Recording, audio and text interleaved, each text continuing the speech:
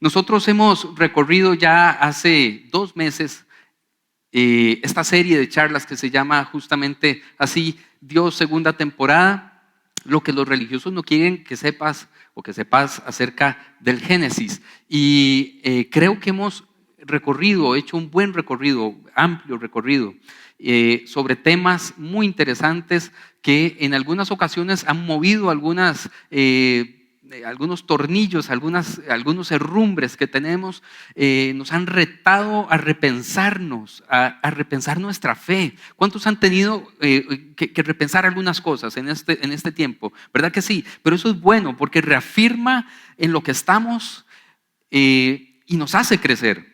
Nos hace crecer. Por ejemplo, hemos recorrido el camino desde que inició esta serie de Génesis, arrancando con algo que hablaba Yuval Harari. Harari es un autor ateo, por lo menos hasta donde yo tengo entendido es ateo. Él es israelí y libanés, pero ha escrito varios libros sobre antropología muy, muy interesantes. Y él hablaba de un tema con el que yo arranqué esta serie de charlas. Nos cuentan historias y nosotros nos creemos las historias que nos cuentan, ¿cierto o no? Las historias que nos contamos nosotros los seres humanos. Nos han contado historias que nos hemos creído desde que nacimos. Nos contaban que el agua era un recurso. Una historia ficticia que sabemos que es ficción, pero no lo creímos. Nos contaron muchas historias que han hecho a esta sociedad, tanto de Costa Rica como en el mundo, lo que tenemos hoy en día. Y es algo muy interesante porque esas historias que nos contaron pueden servir para cosas muy buenas y para cosas terribles. Nos dijeron, tal vez usted y yo no estábamos vivos, pero nos dijeron a la humanidad que los judíos eran los culpables de todos los males, ¿cierto o no? Y vean el resultado de esas historias: un holocausto, la Shoah, lo que llaman los judíos la Shoah, la tragedia. Porque un holocausto, y esto quiero recargarlo, subrayarlo, realmente decir holocausto, lo que sucedió con los judíos en la Segunda Guerra Mundial, está equivocado, es un error. ¿Qué es un holocausto? ¿Alguien sabe qué es un holocausto? A un Dios. Y yo no creo que podamos entender, gracias Javi, que lo que le sucedió a los judíos le agradó a algún Dios, que era un sacrificio para algún Dios. Y yo no creo que los nazis hayan estado matando judíos para que algún Dios estuviera contento, ¿cierto? Entonces, holocausto no es la palabra correcta. Ellos utilizan la palabra Shoah, que significa tragedia, porque realmente es una catástrofe, ¿sí o no? Es una tragedia. Pero ¿cómo es que se llegó a eso? ¿Cómo es que alemanes y noruegos y polacos y españoles y franceses y estadounidenses, porque habían en todas partes, creyeron, se tragaron la idea de que había que exterminar a un pueblo completo por una historia que nos contaron? A los niños pequeños, antes de la Segunda Guerra Mundial, a inicios del siglo, les decían que los judíos olían feo y que si usted se juntaba con otros judíos, iba a oler feo. A eso les llamaban el faetur judaicus, el olor pestilente de los judíos que se pega. Pero ojo, que a nosotros nos han dicho que algunas razas tienen olores, ¿cierto o no?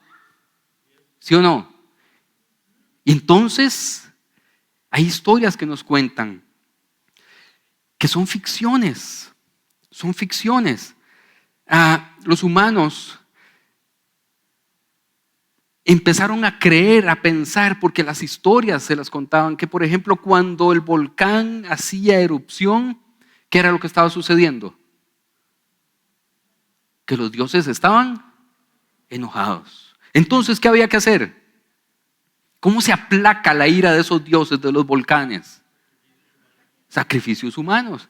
Y uno dice, ay sí, es que eso eran los incas, los aztecas.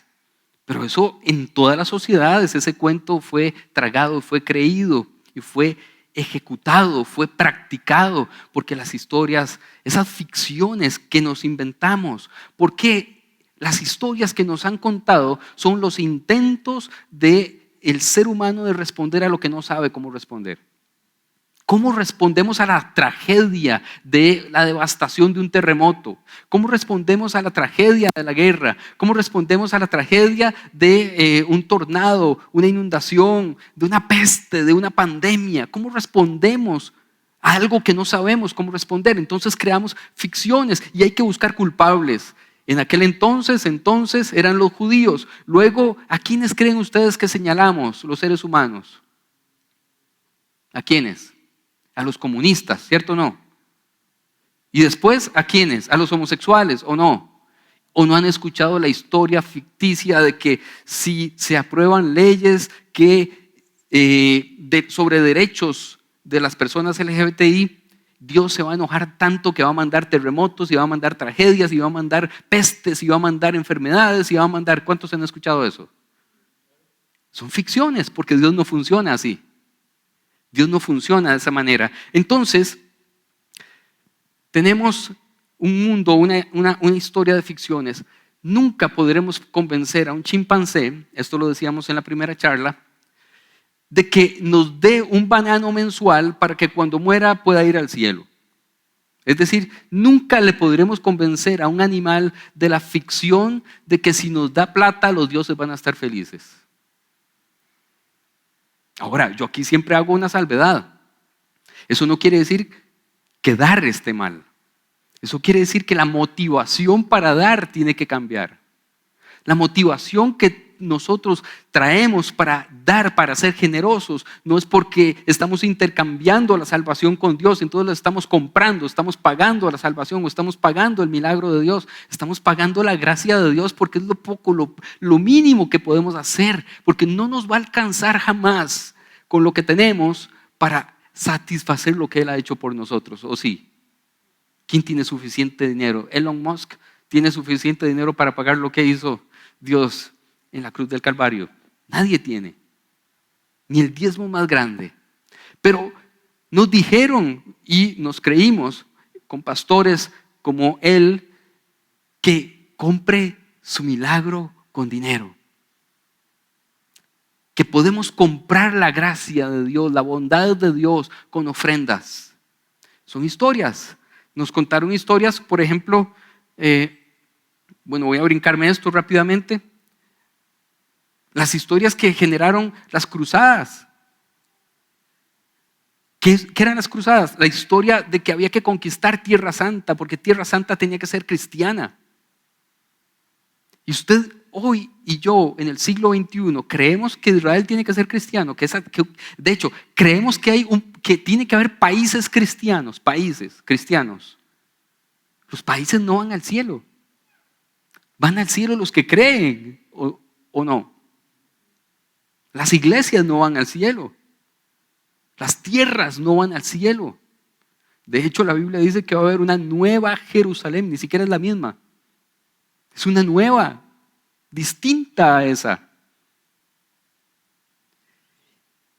Pero hasta el día de hoy, eso llamado Tierra Santa genera guerras y sangre, odios. La yihad es una historia que se creyó mucha gente, pero la que más me llama la atención para nosotros hoy es esta. ¿Han visto este cuadro? ¿Sí o no? Lo que nos dicen es que Cristo es, ¿verdad?, el jefe, pero después sigue el esposo, y en la casa el esposo es el que es el jefe, porque además es el representante de Cristo en la casa. Es el pastor de la casa, ¿verdad? El hombre. Y la mujer, la esposa, porque él es el que provee a la familia, y la esposa el complemento perfecto y cuida de los hijos. Qué lindo, ¿verdad? Suena lindísimo. Pero eso es bíblico. Lo vimos y lo repasamos. Esto es una historia que nos vendieron. Y una de las cosas que hemos estado haciendo durante toda esta serie de charlas es intentar contar las historias distinto. Contar las historias desde un punto de vista, ¿verdad?, diferente, intentando ir a la Biblia, al texto bíblico y comprender lo que el texto está diciendo, lo que está realmente detrás incluso de una traducción al castellano o al inglés, etc. Esta se llama Irene Vallejo, es una autora española, y nos contó y nos dice en su libro que se llama El infinito en un junco, que creo que Miguel ya lo compró, que al principio esas historias eran orales, ¿recuerdan? Yo les conté, toda la vida fueron historias contadas oralmente, pero luego se convirtieron cuando se inventó la escritura y se empezó a grabar esas historias, primero en piedra, luego en barro, luego en cuero, luego en hojas, luego en papel, se convirtió ahora sí en ley. Lo que se escribe se convierte en ley. Y ahí empezamos a tener problemas, porque antes las historias se contaban más libremente. ¿Cómo fue la creación del universo? Cada tribu la contaba de una manera. Y no pasaba nada. Y no pasaba nada. Pero ahora, como está escrito, entonces el que cambie una sola parte es un hereje. Y empiezan entonces las herejías y empieza la persecución de personas que piensan distinto. La Santa Inquisición, que no fue solamente de Iglesia Católica. Ustedes sabían que los protestantes también persiguieron y mataron. Hay una historia que me gustaría que, si usted es medio curioso o curiosa y le gusta la historia, se llama Miguel Servet o Miguel de Cerveto, también, no de sorbeto, ¿verdad? De Cerveto. Y este hombre, que era un médico y además era escritor y teólogo, lo persiguió la Iglesia Católica primero en España, se tuvo que ir de España y llegó a Suiza, entre Italia y Suiza, y lo pescaron los protestantes porque dio la pésima casualidad de que Miguel de Servet llegó a un culto de una iglesita en Suiza donde era Calvino el que había puesto la ley. Calvino es protestante y Calvino había dicho: el que no va a los domingos, yo estoy pensando si eso lo pongo también, el que no va a los domingos se expone a pena de muerte. Hojas. Ojo, papá. El que no asiste se expone a pena de muerte. Y entonces él estaba en una ciudad donde regía esa ley y tuvo que ir al culto. Y entonces lo reconocieron y adivine quiénes lo mataron. Lo mataron los protestantes. Porque había pensado diferente. Porque al que piensa distinto, la iglesia lo persigue. ¿Cierto o no? Entonces estábamos en esa parte.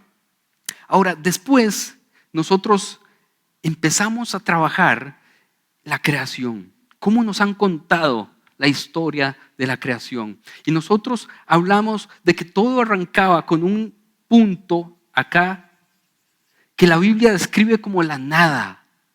En el principio creó Dios los cielos y la tierra, y recuerdan, decía que estaba vacía y desordenada. Pero ese tohu vabohu, en hebreo vacío y desordenado, tohu vabohu significa vacío y más vacío, vacío y más vacío.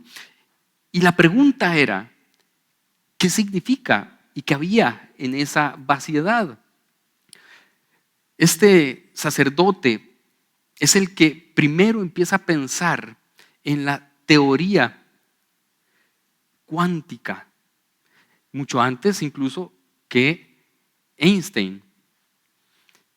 Pero es que esto cambia la historia, porque entonces ese vacío y más vacío es relativo. Recuerdan que hablamos de eso.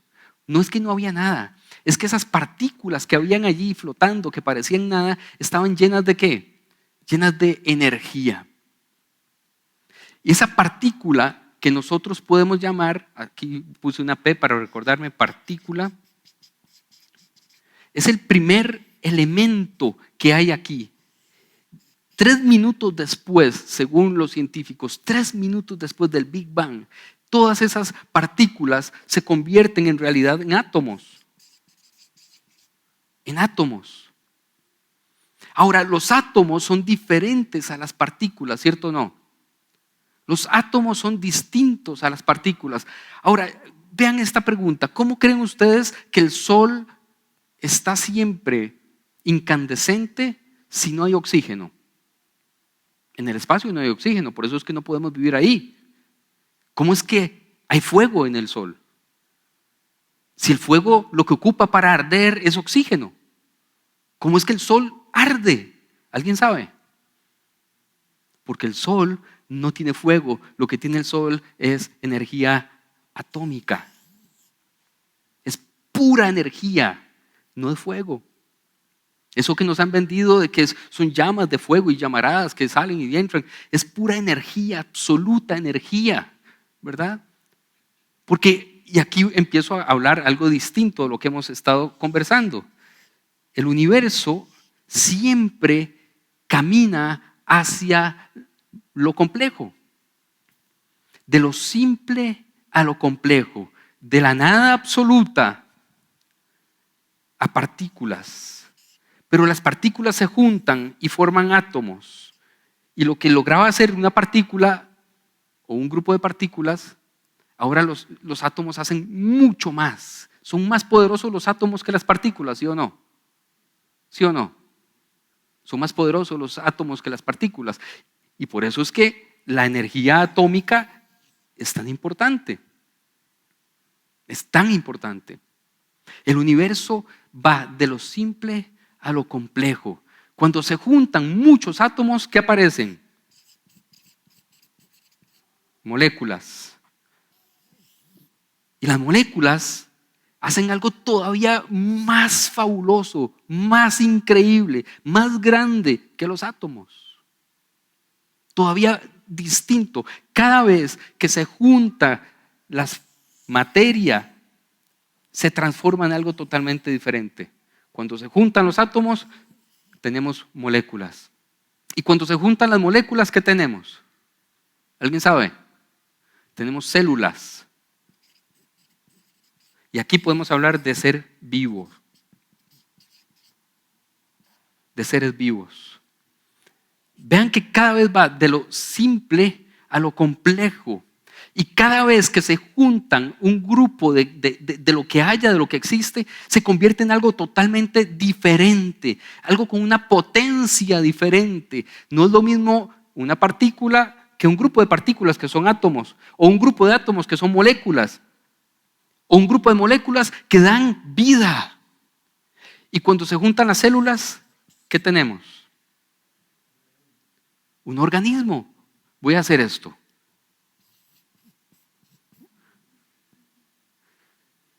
Esto no se parece a esto, ¿cierto o no? Pero está compuesto de esto. Un ser humano no se parece a una célula, pero está compuesto de células. Y de hecho sus capacidades, la capacidad de un ser humano es totalmente distinta a la de las células, ¿o no? Pero la capacidad de las células es totalmente distinta a la de las moléculas. Y las moléculas no tienen la misma capacidad que los átomos. Y los átomos no tienen la misma capacidad que las partículas. El universo camina hacia lo más poderoso, cada vez más complejo y más poderoso, lo cual es una contradicción para usted y para mí, que intentamos caminar hacia lo más simple, ¿sí o no? ¿Sí o no? Nosotros queremos caminar hacia lo más sencillo, de lo complejo a lo sencillo, a lo simple. Primero los carros de marchas, ahora los carros automáticos. Primero los teléfonos, ahorita vamos a ver una foto de eso, los teléfonos que eran complejísimos, de discados, ¿recuerdan? Ahora teléfonos disque que inteligentes, ¿va? Que sea más sencillo hacer todo. Ojalá me simplifiquen las cosas, pero el universo no va de lo complejo a lo sencillo, el universo va de lo sencillo o de lo simple a lo complejo, pero esto tiene un motivo y una razón importante que hoy quiero que usted y yo entendamos para aterrizar en el texto bíblico que vamos a ver hoy.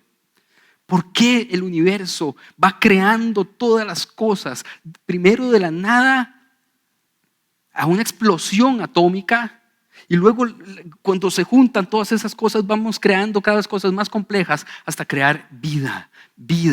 ¿Qué pasa si todos los seres humanos, como hicieron las células y como hicieron las moléculas y como hicieron los átomos, se juntan, se unen?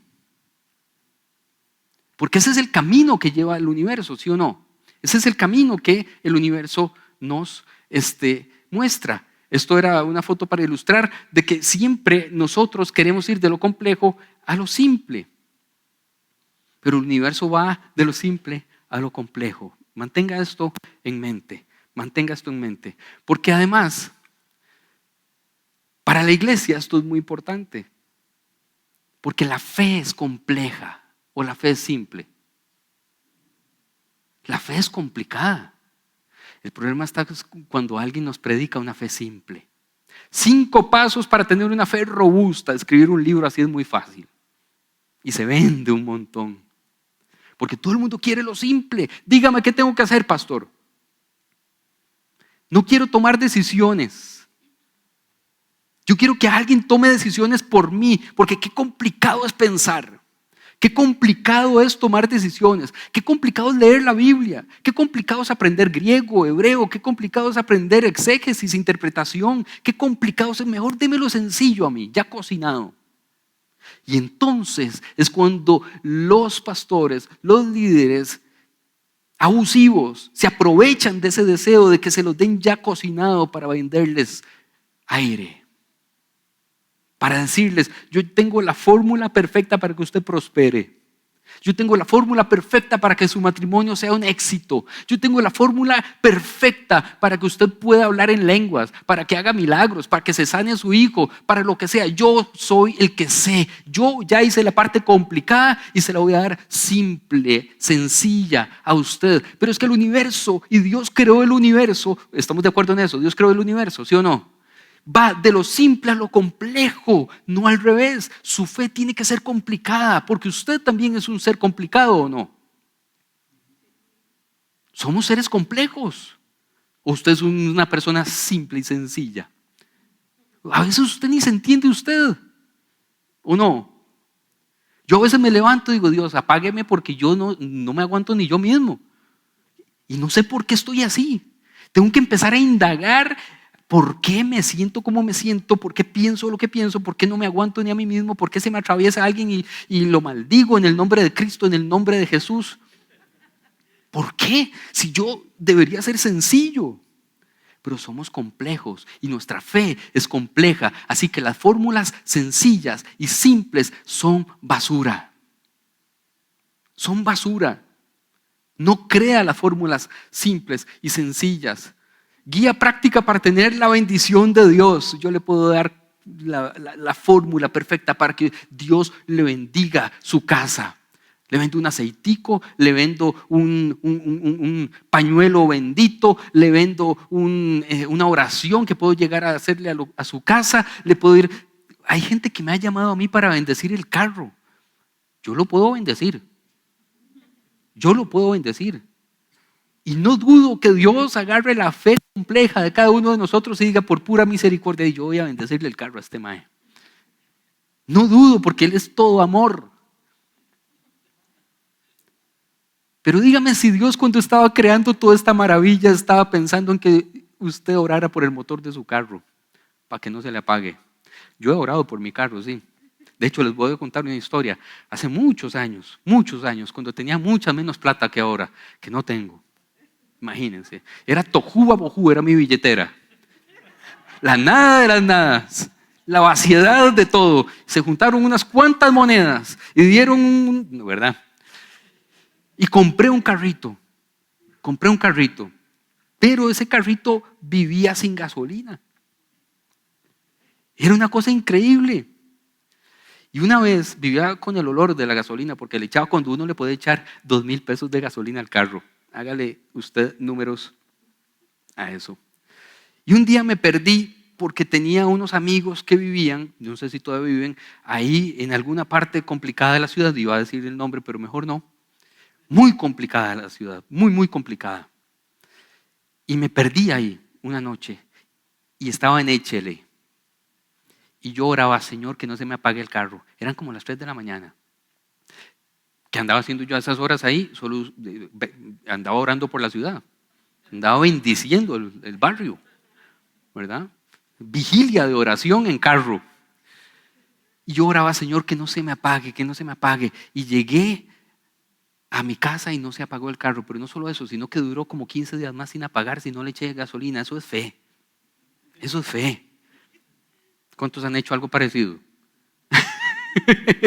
Ok, pero guía práctica para tener la bendición de Dios. La naturaleza nos predica exactamente lo mismo. Usted puede poner una semilla ahí y mañana no tiene una manzana, ¿o sí? Hay un proceso de lo simple a lo complejo.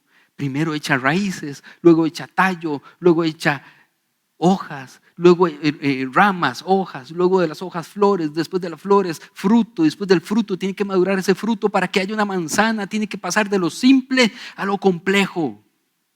Eso es como Dios diseñó esto. Todo genera eso, la complejidad autogestionada se llama eso. No sucede sola. ¿Quién hace que funcione? ¿Quién hace que los átomos tomaran la decisión de juntarse? ¿Quién hace que las moléculas tomaran la decisión de juntarse? ¿Quién hace eso? Ahora, vean qué interesante. Cada vez, lo he dicho varias veces, que un grupo de elementos de la misma sustancia, de la misma esencia, se juntan, forman algo que es poderoso, algo totalmente distinto, pero más poderoso. Cuando llegamos al ser humano, ese ser humano que es complejo, que es usted y que soy yo, y que en las charlas anteriores hablamos y definimos como el Homo sapiens, ¿recuerdan? Tiene emociones, tiene pensamientos, tiene deseos. Si yo agarro, vamos a ver, ¿a alguien aquí lo han traicionado alguna vez? Levánteme la mano porque ¿dónde vive usted que no lo han traicionado para irme a vivir allá también, verdad? ¿A quién han traicionado aquí en la vida? Ok, ¿dónde guarda esa traición usted? ¿A dónde la guarda? ¿A dónde la guarda? Díganme. La respuesta más sencilla, sí, la memoria, en el corazón, ¿cierto o no?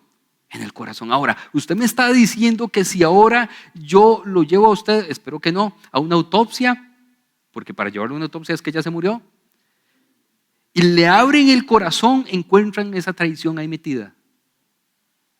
Es más, todo lo que sucedió ese día que usted se dio cuenta que lo habían traicionado, la lluvia que estaba cayendo, la canción de la radio que estaba sonando, porque uno se acuerda de todo cuando lo traicionan, ¿verdad? La canción que estaba sonando, la lluvia, la conversación, lo que ella me dijo, lo que yo le dije, lo que sea. Usted abre el corazón del ser humano y usted no encuentra eso. Usted tiene deseos, usted tiene sueños, ¿cierto o no? Usted tiene recuerdos. ¿Dónde está eso? Porque cuando se junta todas estas células y forman algo completamente nuevo, somos infinitamente más complejos y más poderosos y más misteriosos. Porque Dios crea esas cosas así. Crea las cosas así. Usted no puede un día en la mañana poner pintura y pinceles y en la tarde llegar y pretender que ya hay una obra de arte. ¿Cierto o no? Porque las cosas van de lo simple a lo complejo y alguien tiene que gestionar esa complejidad, ¿o no? Porque la pintura no se hace sola. Entonces, ¿quién autogestiona que estas cosas sucedan? Usted no puede pretender poner unos huevos en la mañana, harina, agua, ¿qué más? Leche y que en la tarde haya un queque ahí. ¿Qué más se usa para un queque? Más o menos eso, mantequilla, azúcar. Lo pone todo ahí por separado y pretende que se autogestione. Pero el universo se autogestiona para ir haciendo cada vez más complejo todo. Cada etapa del universo añade no solo complejidad, sino sentido y características absolutamente diferentes. Absolutamente diferentes. Cuando las cosas se unen, crean algo totalmente diferente. Repita conmigo en voz alta esto. Cuando las cosas se unen, 1, 2, 3. Cuando las cosas se unen, crean algo totalmente diferente. Cuando usted y yo nos unimos en una pareja, creamos algo totalmente diferente, ¿cierto o no? Una familia nueva. Y esa unión puede dar y puede generar cosas totalmente nuevas y poderosas que antes no podíamos solos, no podíamos procrear solos. Bueno, ahora se puede de ciertas maneras, pero hay que involucrar más elementos. Totalmente diferente. No sé si han visto esto. Imagínense que usted un día Vean en la pantalla y yo les cuento esto. Usted un día va a la playa y se acuesta en la arena y ve para arriba y ve una bandada de pájaros que van volando juntos. Ahora, ¿quién es el líder de esos pájaros? ¿Quién es el que lleva el GPS o el Waze ahí que dice, vamos para abajo, ahora vamos a la derecha, a la izquierda y todo el mundo le hace caso? No hay ninguno que esté liderando eso. No hay ninguno que esté pegando gritos para que todos al unísono hagan los movimientos exactos, perfectos para hacer esto. Si usted agarra un pájaro y lo baja, lo abre, usted no encuentra ahí cómo toma esas decisiones. Si agarra 100 pájaros tampoco puede ver cómo es que sucede eso. Pero cuando ellos se juntan, crean algo totalmente distinto y más poderoso. Y se cubren y se protegen y son poderosos porque están juntos y toman decisiones juntos. Esto es lo que Dios quiere que suceda con nuestra vida. Porque el universo que Dios creó va de lo simple a lo complejo. Y cuando las cosas se unen, crean cosas que son totalmente distintas e infinitamente más poderosas. Por eso Dios creó a la iglesia.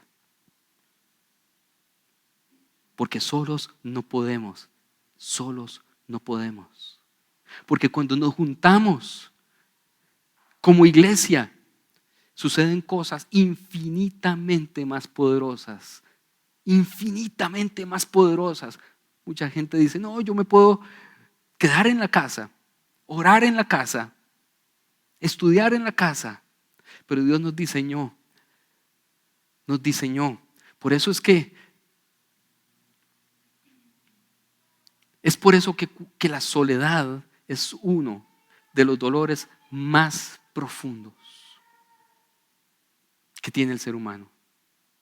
La soledad es uno de los dolores más profundos. Y por supuesto, por eso es que el castigo, uno de los castigos más terribles que nosotros infligimos a quienes hacen algo mal, ni siquiera es que paguen mucha plata, es que queden solos.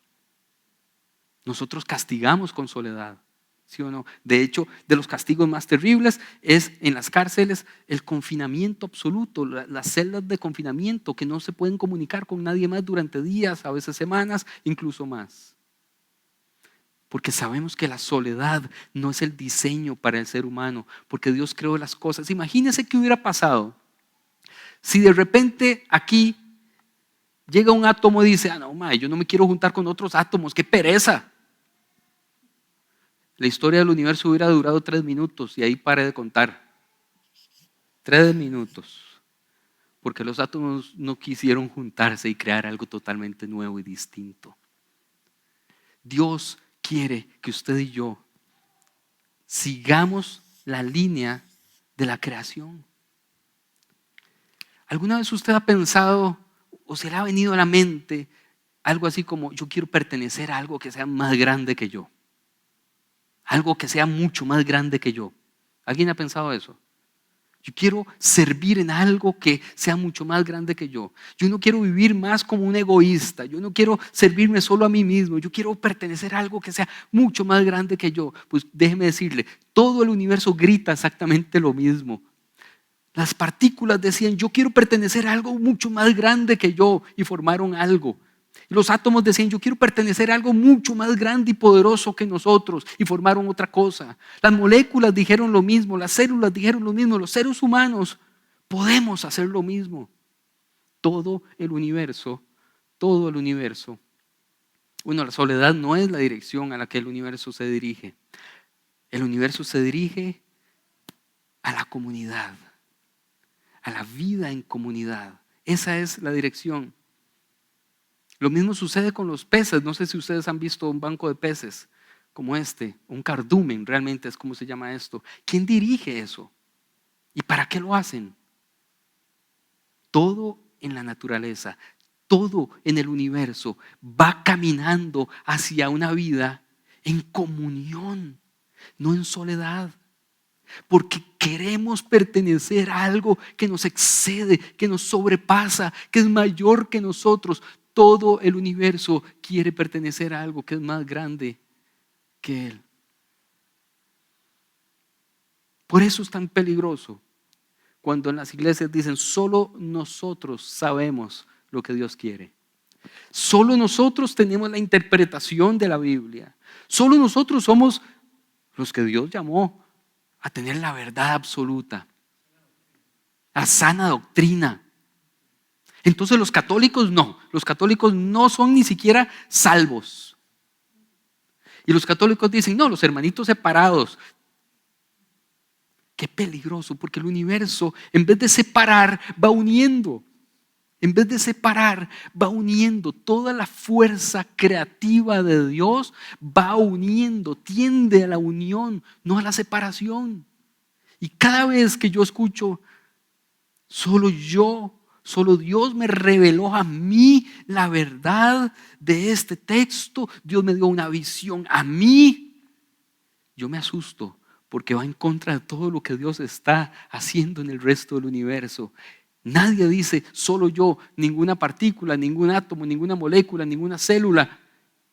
Y ojalá ningún ser humano dijera, solo Dios me habla a mí. Solo yo. Qué peligroso. Solo mi interpretación.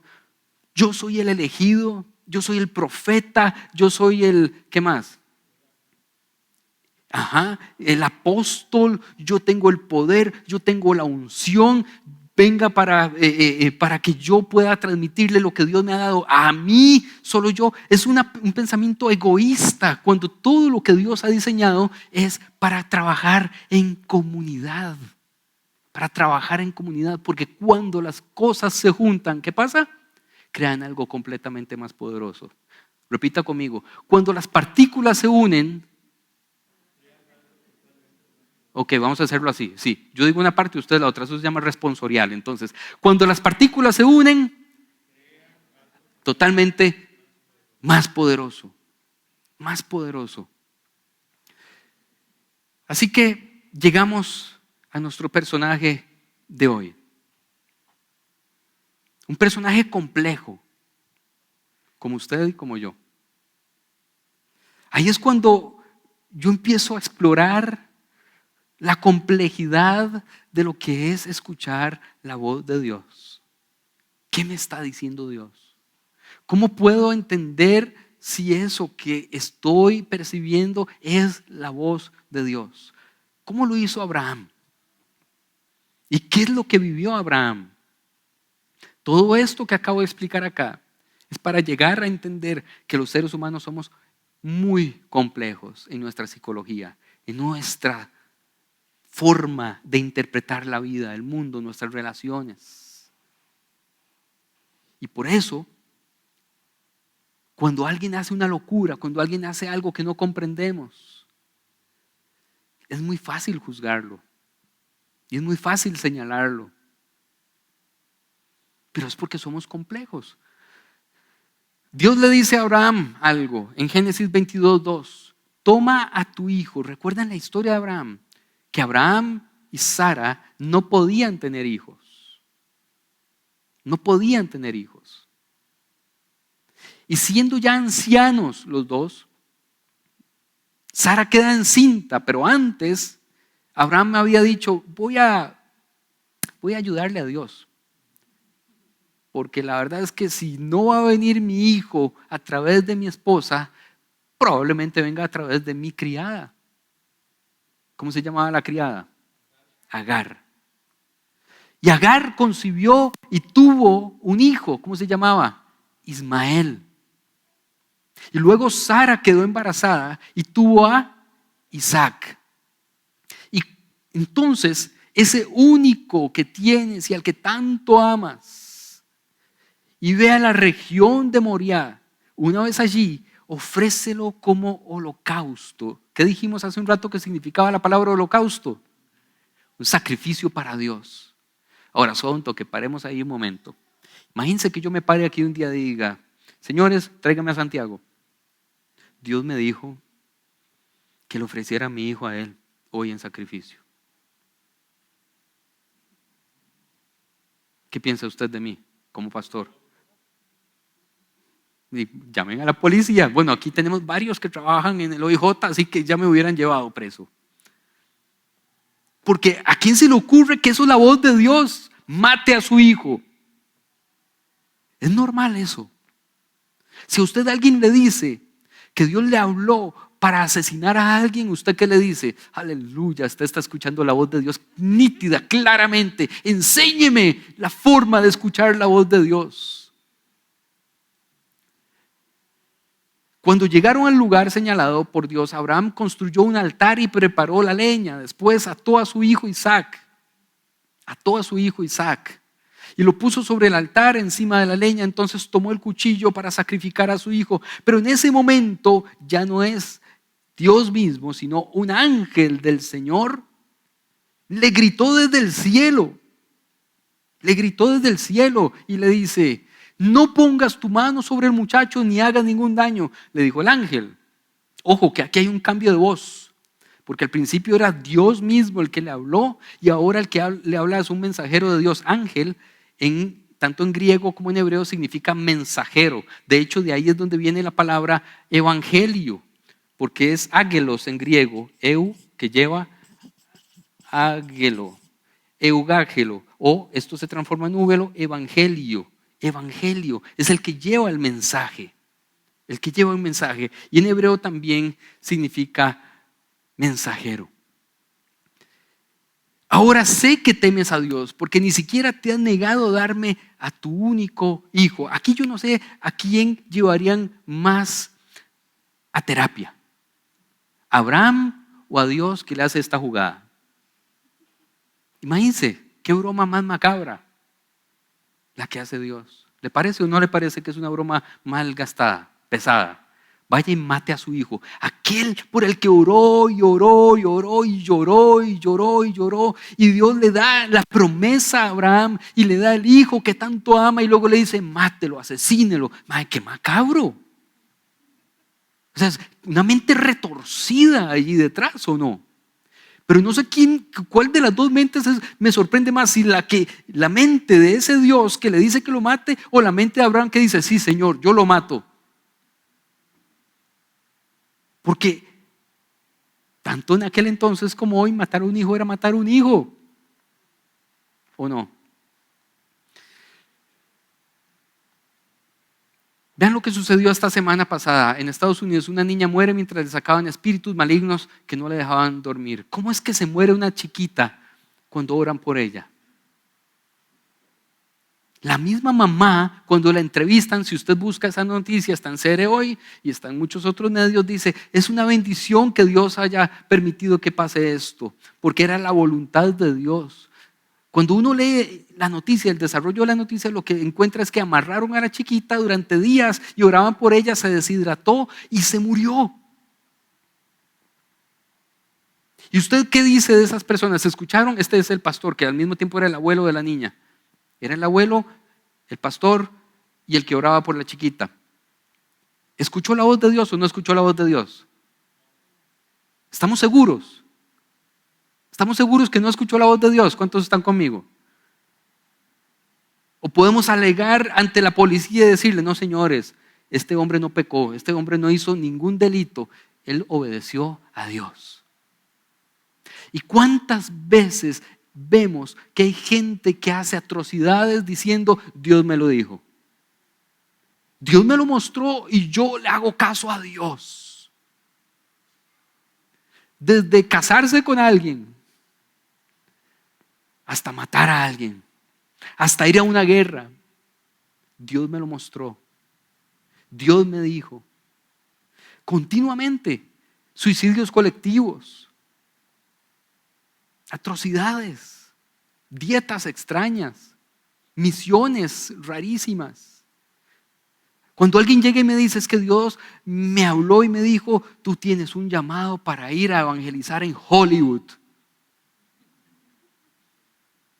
Y yo: que toque, ahí donde los ricos y famosos y donde sobran las iglesias. Me suena un poco extraño. Ahora, si alguien me dice: Dios me llamó a ir a evangelizar al Amazonas, a los pueblos que nunca han escuchado del amor de Dios, yo digo: tiene un poco más de sentido esto. Pero ¿cuánta gente anda diciendo ahí: yo escucho la voz de Dios y por eso hago esto? ¿Y cuántos pastores le dicen: Dios me dijo que usted tiene que hacer? Dios me dijo que usted tiene que hacer.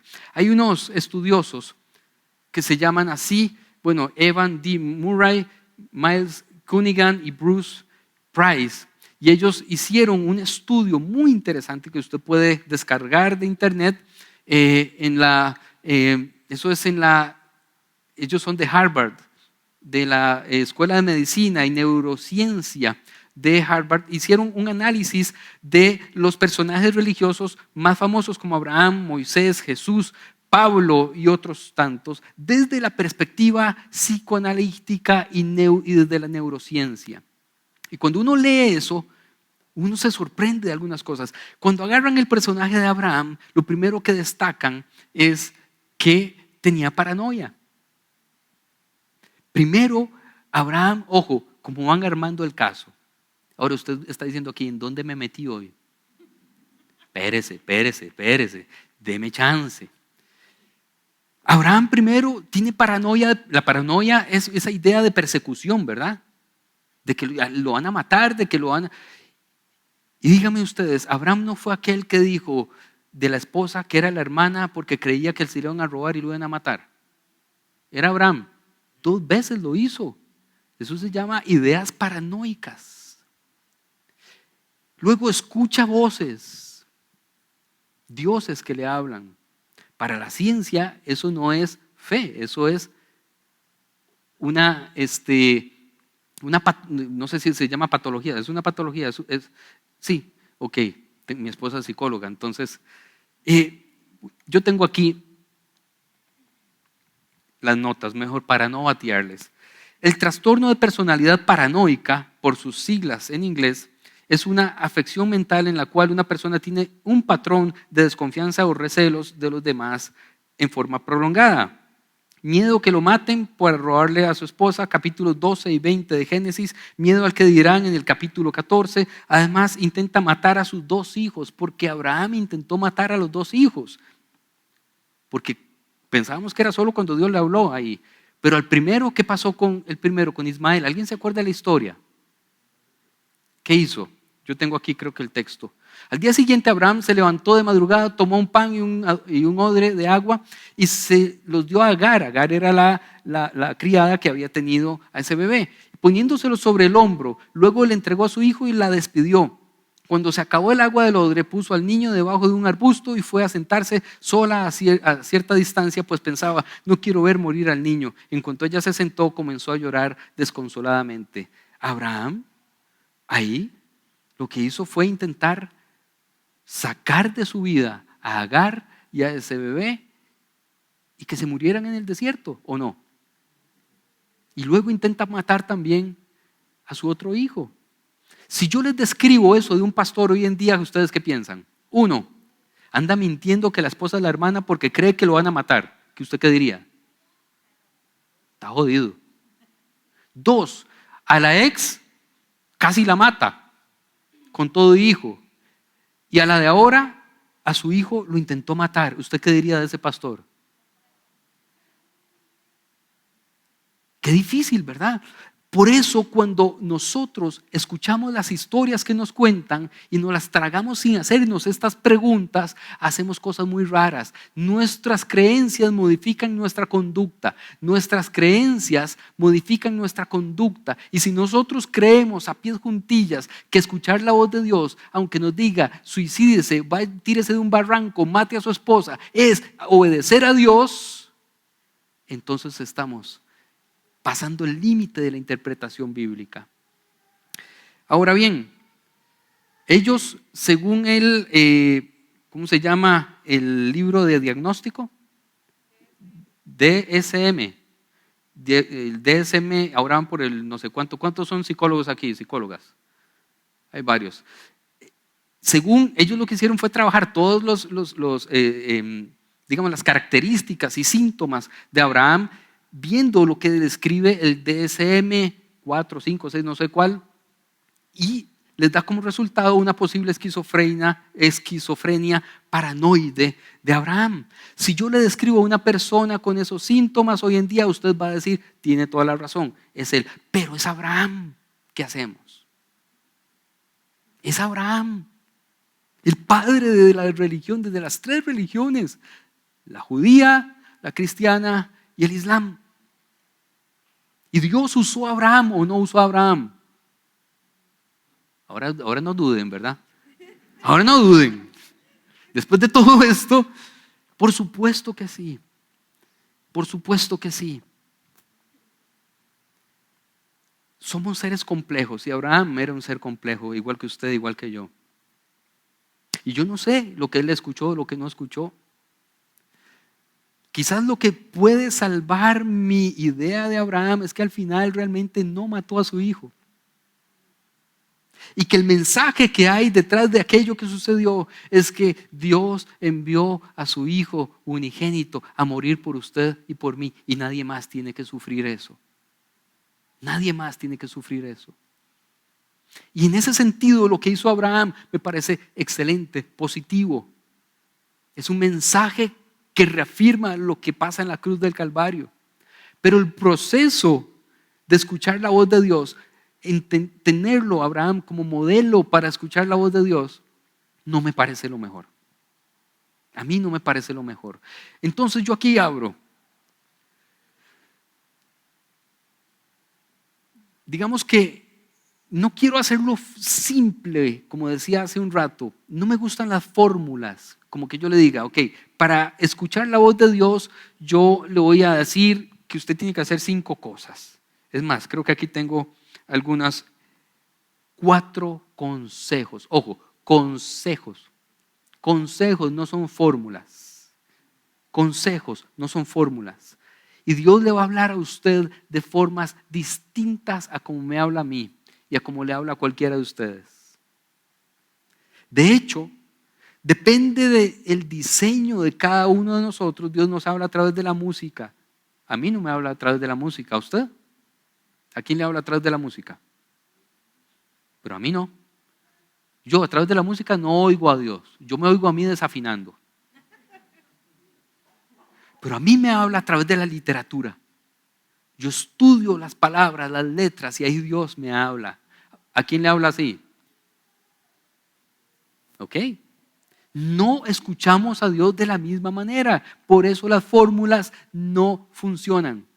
4 consejos. 1, Dios va a hablarnos siempre a través de los mandamientos de la Biblia. Siempre. A través de la Biblia. ¿No matarás es la voz de Dios o no?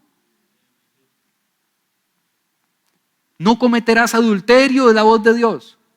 Entonces cuando usted está a punto de cometer adulterio y escucha una vocecilla que le dice no lo haga, ¿usted qué cree? ¿Es la voz de Dios o no es la voz de Dios? Prístina, clara.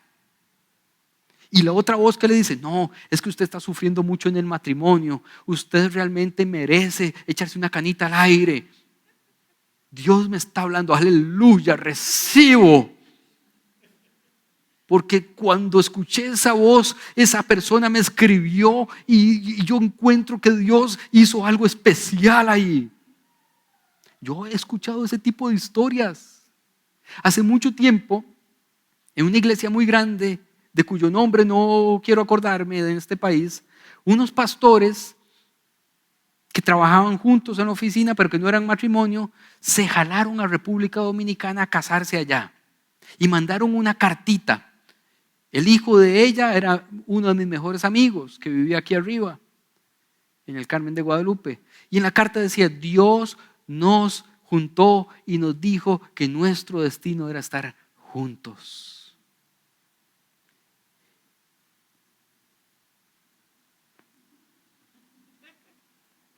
Imagínate. 2, la guía del Espíritu. Dios nos guía a través de su Espíritu, pero su Espíritu tiene que estar en concordancia con las Escrituras, ¿o no? Entonces cuando estamos adorando a Dios y sentimos que el Espíritu Santo nos toca, nos mueve, nos llena y nos habla algo que no tiene nada que ver con las Escrituras, no es el Espíritu, es la sopa que usted se comió anoche. No es el Espíritu. El Espíritu habla porque es el Espíritu Santo no es otro Dios. Dios es uno solo, ¿cierto o no?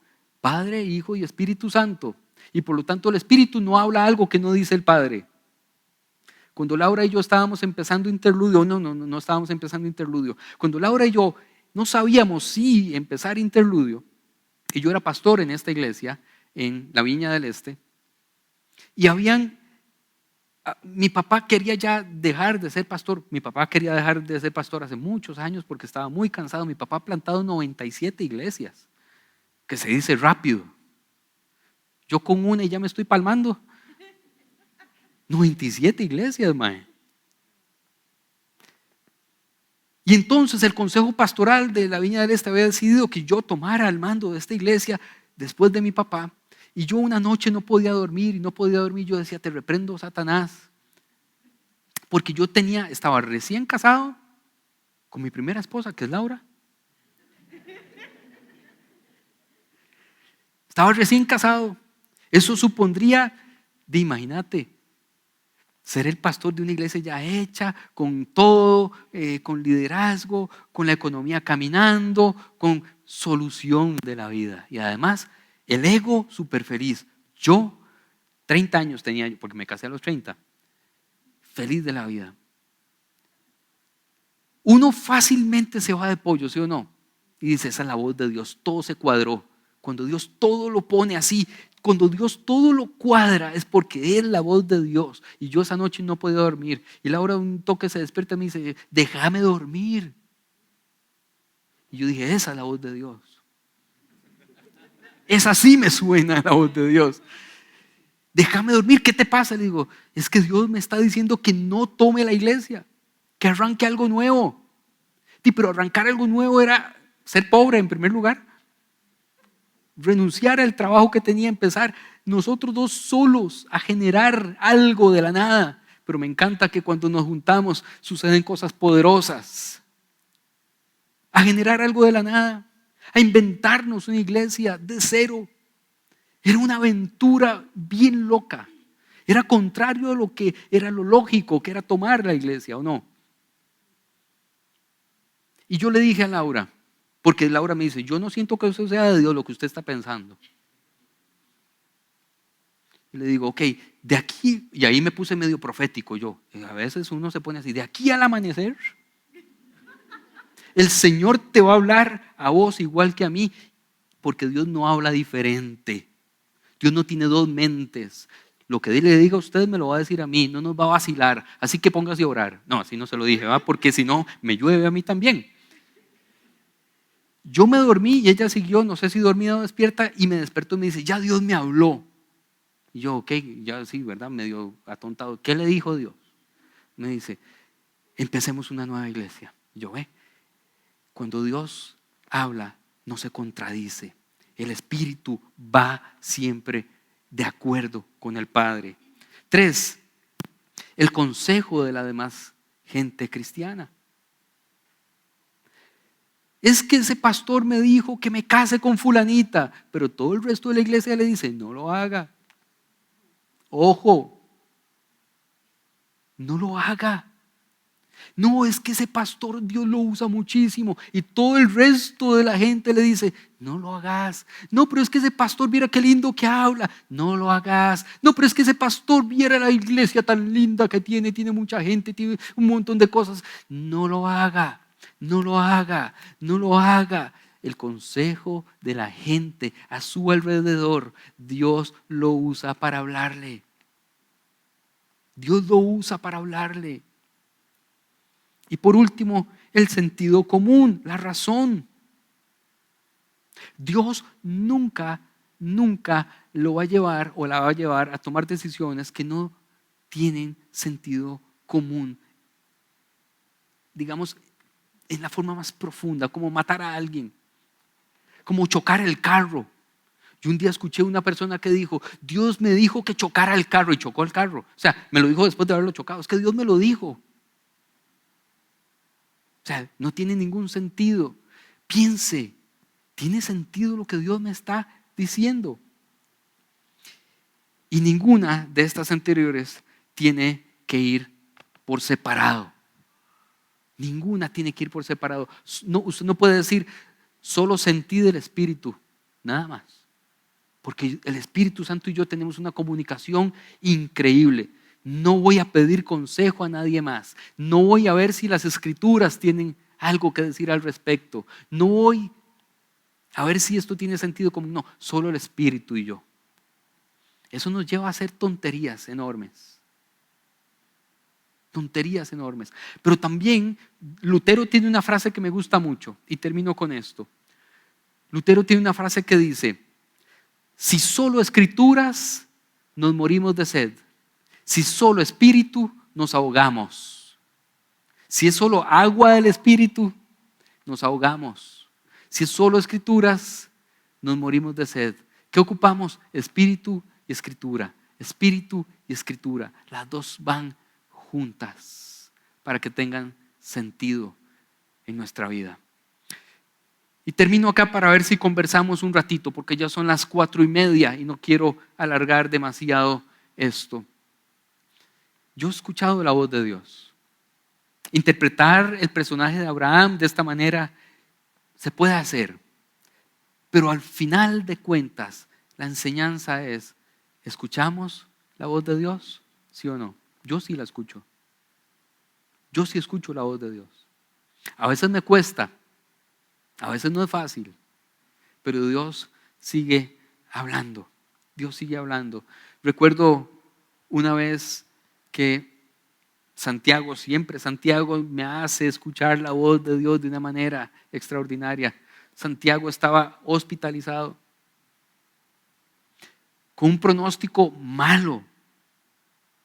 Yo recuerdo que cuando entró al hospital, lo que escuché de los médicos tenía que ver, dijeron una palabra médica para que nosotros no entendiéramos, pero era en griego, porque usted sabe que muchas cosas en medicina vienen del griego, y yo entendí el griego, que tiene que ver con dolor, con dolor, con dolor. Venía con una crisis de algia. Algia es dolor. Por eso cuando uno tiene nostalgia, es dolor de la lejanía, dolor de la lejanía. ¿Cómo se llaman los medicamentos que uno toma para el dolor de cabeza? Analgesia, algesia, ¿verdad? Y yo dije, lo que Santiago tiene es un dolor increíble que lo está matando.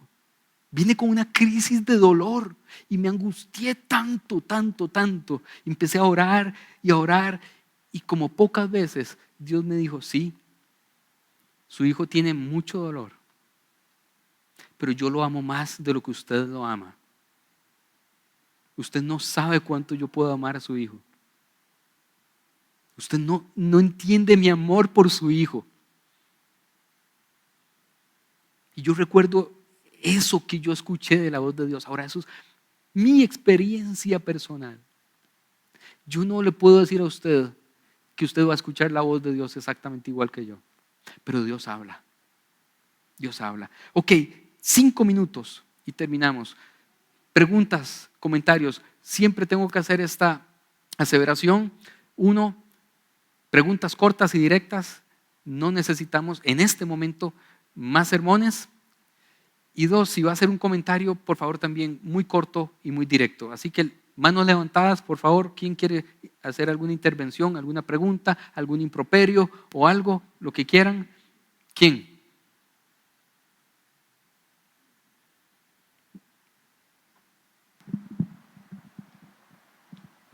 Adelante. Que primero allá y luego por acá. Hola, José. Hola. Una pregunta. Si una forma de poder escuchar a Dios es a través de la Biblia, y muy claro dijiste ahora, y específicamente nos habla por los mandamientos, pero si la Biblia es una interpretación de reinterpretaciones, ¿cómo podemos a veces tener tanta certeza de eso? Gracias. Es una excelente pregunta. Tenemos el Antiguo Testamento y tenemos, voy a irme aquí, hoy me hicieron esto larguísimo, entonces he caminado mucho, el Nuevo Testamento, ¿ok? Lo que está en el Antiguo Testamento, en el Antiguo Testamento tiene muchas cosas que no necesariamente son el mensaje de Jesús en el Nuevo Testamento. Por eso, cuando uno dice ve las matanzas y las cosas y las venganzas del Antiguo Testamento, y uno va a ir ahí a escuchar la voz de Dios, está más difícil. Mi consejo es, Dios te va a hablar a través del mensaje que nos dejó en el Nuevo Testamento, sobre todo, porque ahí se resume y se reinterpreta a través de Jesús. Jesús decía cada rato, oísteis que fue dicho del Antiguo Testamento, pero yo os digo,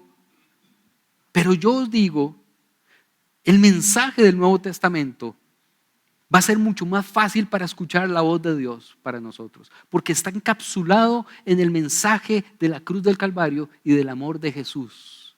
Y desde el amor podemos escuchar la voz que Dios es. ¿Dios es qué? Dios es amor. Y desde el amor podemos escuchar la voz de Dios. Ahora bien, las traducciones del Nuevo Testamento, uno debe consultar por lo menos 2, 3 traducciones siempre que estudia la Biblia. Tenga a mano, ahora con una aplicación como Bible o en internet usted puede encontrar muchas versiones. Lea 2 o 3 versiones.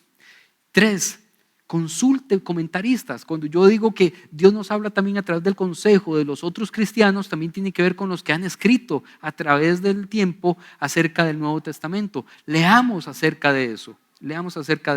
Entonces, efectivamente, las traducciones nos pueden impedir mucho, pero no es imposible. Buscar buenas traducciones como la Nueva Traducción Internacional, como ¿cómo se llama? Bueno, la Biblia de Jerusalén, como la Biblia del Peregrino. Uno puede encontrar Biblias muy bien traducidas, muy bien traducidas, y a través de esa Biblia o esas Biblias usted puede escuchar la voz de Dios, sin duda alguna, por lo menos para mí.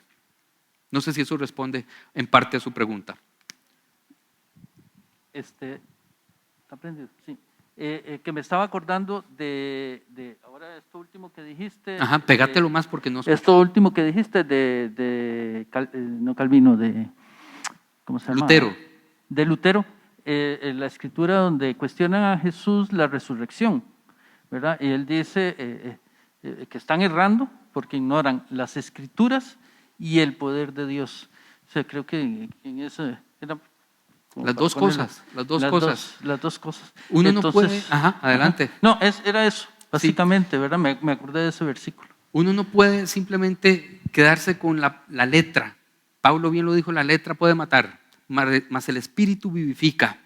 Pero solo el espíritu, sin la palabra de Dios, tampoco vamos a entenderlo. ¿Por qué? Porque el espíritu habla a través de nuestro acercamiento a la palabra de Dios. Ok, ¿alguien más? ¿Algún comentario, alguna pregunta, alguna duda? Y si no, oramos en este momento. Bueno, allá, Wagner. Entonces Abraham escuchó 2 voces, pero sospecho que ninguna de las 2 era la de Dios. Ok, esa pregunta yo quería que me la hicieran y venía preparado. Yo quería que me la hicieran. Una cosa es lo que está relatado en el Antiguo Testamento. Por ejemplo, Judas se ahorcó. ¿Sí se ahorcó o no se ahorcó? Porque en el Nuevo Testamento dice que también se cayó y se golpeó y se desnucó. ¿Cuál tiene la razón? ¿Quién tiene la razón? ¿Lucas, que es el que dice que se cayó y se desnucó? O bueno, dice algo más atroz. Dice que se cayó y sus tripas se salieron. O Mateo, que dice que se ahorcó. ¿Cuál es el texto que está en la Biblia que es más revelado por Dios? ¿Cuál de los dos? Entonces tenemos que hacer una separación entre lo que escribieron, lo que llamamos los agiógrafos, es decir, los escritores santos, y lo que realmente sucedió. Lo que realmente sucedió en el caso de Judas es que Judas se murió. El cómo se murió ya es morbo, ¿o no? Porque nosotros queremos saber cómo murió Judas porque queremos juzgarlo. Si se suicidó, está en el infierno, ¿o no? Si se cayó, si se resbaló y todo eso, entonces seguro no lo encontramos en el cielo comiendo lo más rico ahí. Y queremos juzgar esa parte. Pero lo cierto, la verdad profunda es que murió. En el caso de Abraham, la verdad profunda no es lo que escribieron los que redactaron la versión que nos llega hasta hoy. Lo cierto es que Dios le habló. Lo cierto es que Abraham escuchó la voz de Dios, no una, ni dos, ni tres. Cuando Sara no podía quedar embarazada, ¿quién fue el que le habló? Que le dijo, yo te prometo que vas a tener un hijo. Abraham escuchaba la voz de Dios. ¿Cómo la escuchaba? Y lo que escuchó específicamente solo él lo sabrá. Y cuando lleguemos al cielo, yo felizmente me quiero sentar a hablar con él y le voy a preguntarme cómo fue esa vara. Pero de momento yo separaría lo que está escrito específicamente de la verdad profunda que hay ahí atrás. La verdad profunda es que Dios habló a Abraham. Si le dijo que matara o no matara, si lo dijo literal o lo dijo de forma, ¿cómo se llama? Como alegoría, eso habrá que preguntárselo a él. Entonces, yo creo que cuando llegamos a la escritura tenemos que leerla, interpretarla, preguntarle y luego sacar la verdad profunda. Eso se llama la ipsísima vox de la escritura, la voz más profunda. Entonces, por ejemplo, y con esto ya me callo y nos vamos hoy. Hay dos cosas y les voy a hablar un poco en un idioma muy raro, que no es griego ni tampoco es hebreo. Dos cosas que tenemos que hacer cuando vamos a las escrituras, lo que yo hago. Es mi consejo último de hoy. La primera cosa que tenemos que hacer es encontrar lo que llamamos, se llama Sites, esto es en alemán, im Leben. La situación de vida. ¿Cuál era la situación de vida de Abraham? ¿Cuál era la situación de vida de Abraham en el momento en que parece que escucha esa voz de Dios? ¿Estaba en crisis o no estaba en crisis? ¿Estaba muriéndose de hambre? ¿Había guerra? ¿Qué había? ¿Cuál era la situación de vida? Y luego también tenemos que escuchar o interpretar Sites im Glauben. Eso ahí dice Glauben. Glauben es fe. ¿Cuál era la situación de fe de Abraham? Cuando nosotros logramos en cada caso de la lectura bíblica determinar esas dos verdades, cuál es la situación de vida del personaje y cuál es la situación de fe del personaje, sacamos entonces la enseñanza. Entonces, no nos interesará si lo que hizo Abraham fue darle agua y pan a Agar para que, ¿y qué tipo de pan era? ¿Era sin levadura? ¿Era agua fresca? ¿Era agua de pozo? ¿Era vino? ¿No era vino? ¿Qué era? Eso no nos interesa qué era lo que motivó a Abraham a echar a Agar de allí. ¿Qué era lo que motivó a Abraham a echar a Agar de su casa? ¿Alguien se acuerda? ¿Qué estaba sucediendo? ¿Cuál era la situación de vida? ¿Alguien se acuerda? ¿Ah? Sara estaba peleándose con Agar y se iban a matar entre ellas. Y Sara probablemente hubiera matado al otro chiquito también, de repente. Digo yo, esa situación de vida era complicada, era compleja. Muchísimo. ¿Y cuál era la situación de fe de Abraham en ese momento? No tenía fe, no sabía qué hacer. Estaba desesperado. Hizo un acto totalmente desesperado y las echó de ahí. ¿Se entiende o no se entiende así? Cuando uno intenta ver cuál es la situación de vida y cuál es la situación de fe de cada personaje en la Biblia. Así se puede sacar una enseñanza o la verdad más profunda de cada texto.